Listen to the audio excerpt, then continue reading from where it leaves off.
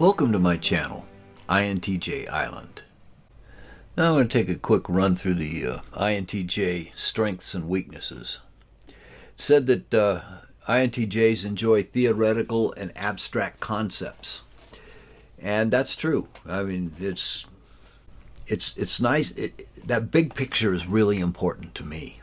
And I think that the understanding is critical to my well-being, my sense of well-being about something. If I'm trying to understand something, if I can theoretically have a description of what's going on and it matches, it models what's really happening, that I like that. It gives me a good feeling. And I don't care how abstract the concept is. As long as it serves the purpose of helping understanding, I enjoy it. I really do get into the trying to figure out why something's true and why it works. It's one of the reasons electronics was fun to me, is because you get to see somebody's intelligence at work as somebody pieced together things that are available on the shelf to make something that's new and create a brand new thing that has a new functionality that wasn't there before. And it's good to see how that all ties together. My granddaughter hit me with a word a couple years ago when she was in the first grade, I think. But her teacher taught her the word schema. It was great. I mean, it stayed with her. She really picked up on that in first grade. But it's just the overall picture of the functionality or the purpose of something. And this concept is contained in the word schematic, because that's what it is. You're looking at a metaphor, basically, of a electronic circuit or whatever device that you're portraying in the schematic drawing. It has modules, which are little boxes on there and that represent certain functionality. And you see how the boxes are tied together, which shows additional functionality for how the whole thing works together. It's the overall scheme of the device. And this is the sort of thing that brings my heart joy, is understanding the scheme of the way things are laid out and the way they all tie together and the way they work. I very much enjoy the theoretical understanding of things. It makes everything so much easier. When you fully understand something, it makes you look like you're a total genius on whatever it is you're working with, because if something ceases to work the way it's supposed to, you can often put your finger right on what happened, where it failed, what was the cause of that problem, because you have the big scheme of things. Another strength is you have high expectations. When I do have expectations, that is very true. There's a lot of times where I don't. Sometimes I just don't care, and that I have that maybe that's a weakness. But when I set my mind to do something, I expect it to do. I expect myself to do well.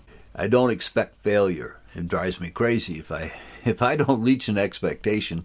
It really upsets me. Where I'm really engaged and I really want to do it, I have very high expectations. I expect something to go well, and so that's very common.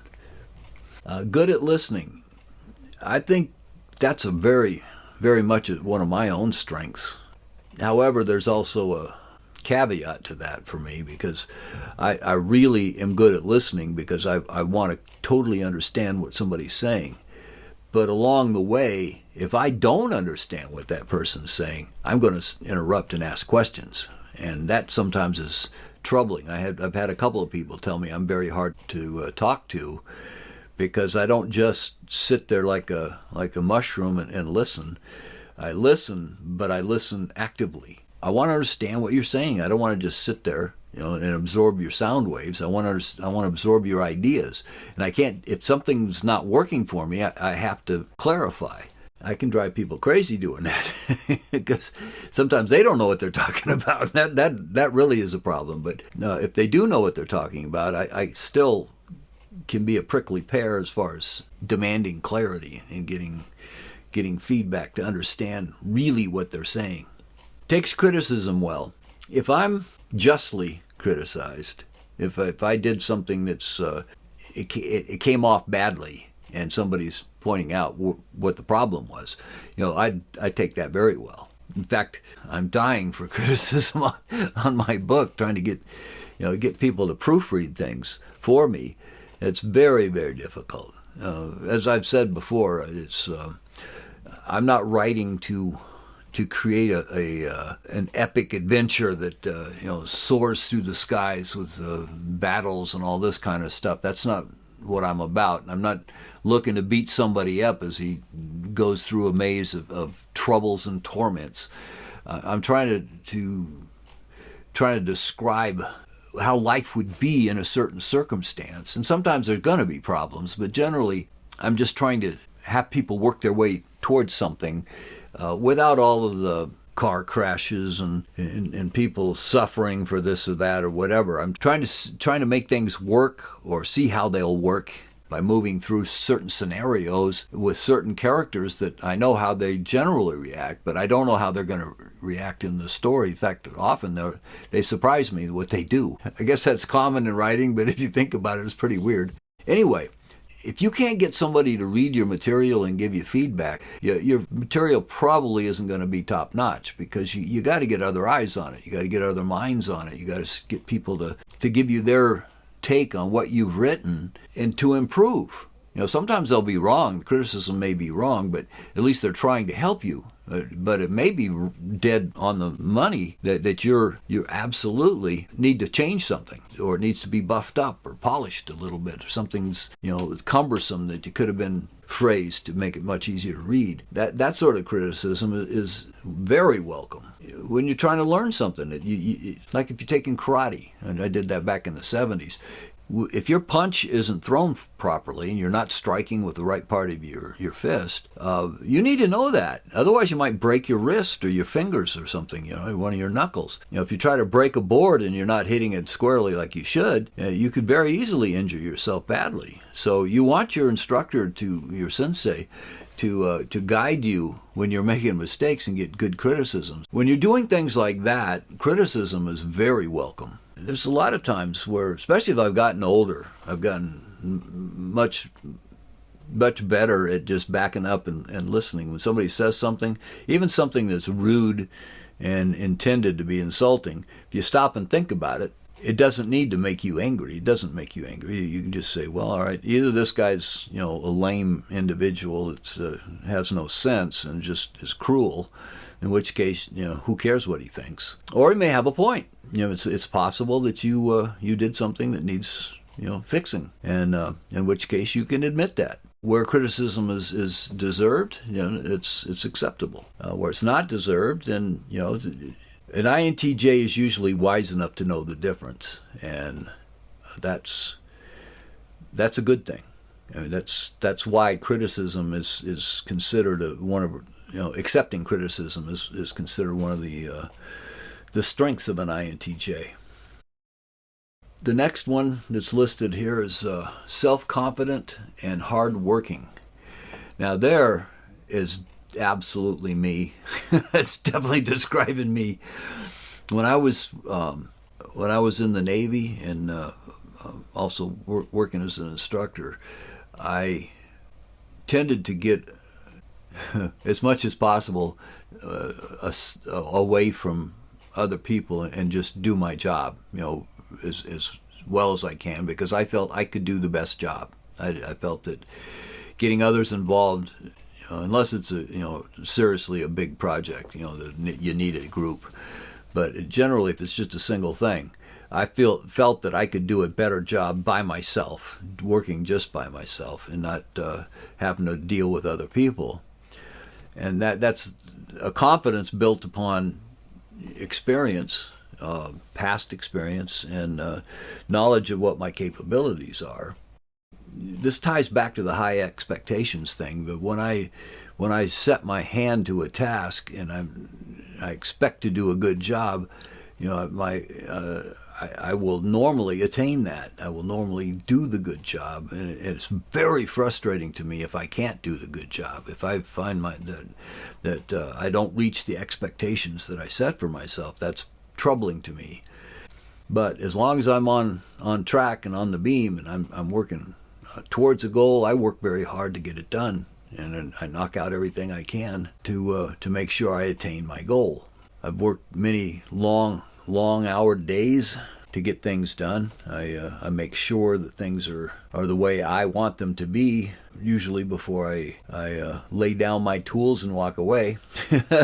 So yeah, I remember one time my supervisor had turned in a report in the training department, and he just off the cuff said, your reports are way better than everybody else's. And I'm like, wow, I didn't expect that. It was just out of the blue, because I just did my work the way I wanted to do it. When I made a report, I do, admittedly, I do tend to get all the details marked out. I check all the boxes. I make sure everything's there when I make a report, and I try to be concise as well as accurate. And I guess I was just doing this. I wasn't looking for kudos or any pat on the back or anything.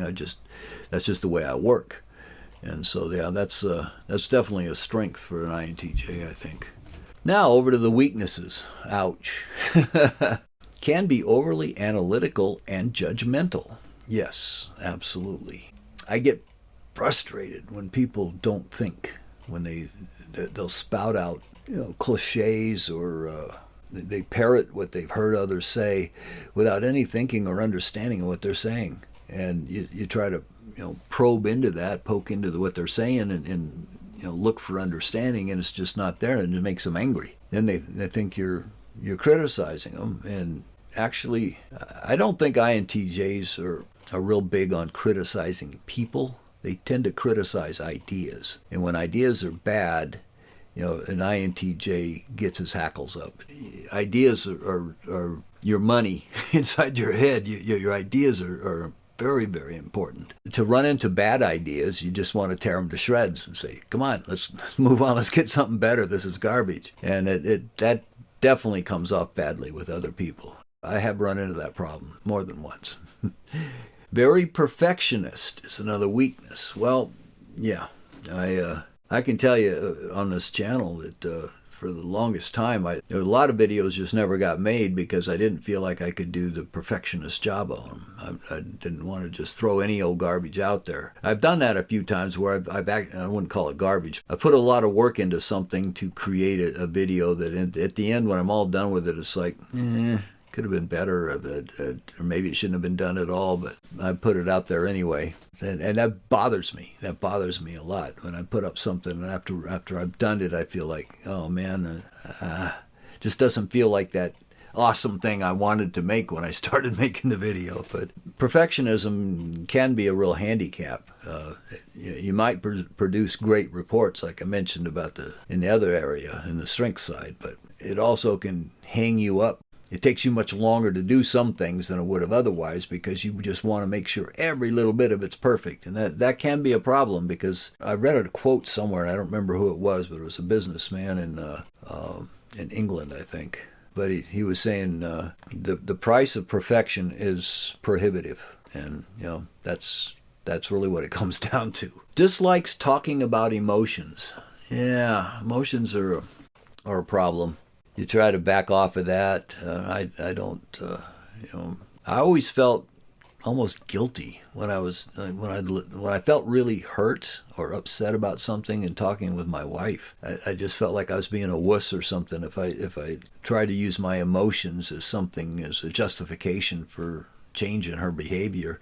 I just felt like, well, my emotions should be handled by me, and it shouldn't ask somebody else to help me with my emotions. It's something I didn't even want to talk about. It's kind of personal. It's too personal, that kind of thing. Yeah, that's absolutely, it's a fact. Whether or not it's a weakness, I guess it could be at times. It certainly is at times. But sometimes seems callous or insensitive.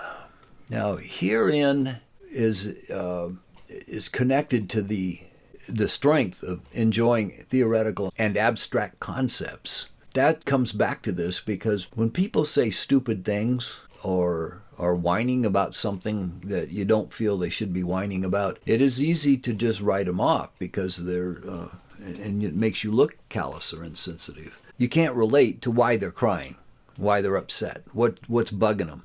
Or if you understand what's bugging them, you don't understand why they don't fix it, because it'd be easily fixed perhaps. But you're looking at it from a problem-solving issue. And this is something my wife and I, again, bring her back up, but she was a wonderful person. I miss her greatly. But she would complain about something. She'd go off on a tirade about how upset she was about something, and me, I'm immediately going into the fix-it mode. I want to reach in and fix the problem. So I'm making suggestions, and she more than once told me, "I don't want you to fix the problem. I want you to listen." So yeah, that is a weakness that I have. It's sometimes I can appear like I'm not connected to the emotional side of a problem somebody's dealing with. I'm looking at it as a problem to be fixed, and that's not always what they want. In fact, often they just want somebody to care and to listen, and I'm bad at that. Anyway, so those are some strengths and weaknesses that I've seen listed online. I think they're pretty accurate, and they describe me. How do you feel about it? You feel like you can relate to that? Any of those? All of those? Let me know in the comments. And I think that'll wrap up this video. If you enjoyed the video, please click like. If you haven't subscribed yet, please do. Thanks for listening, and I'll see you next time.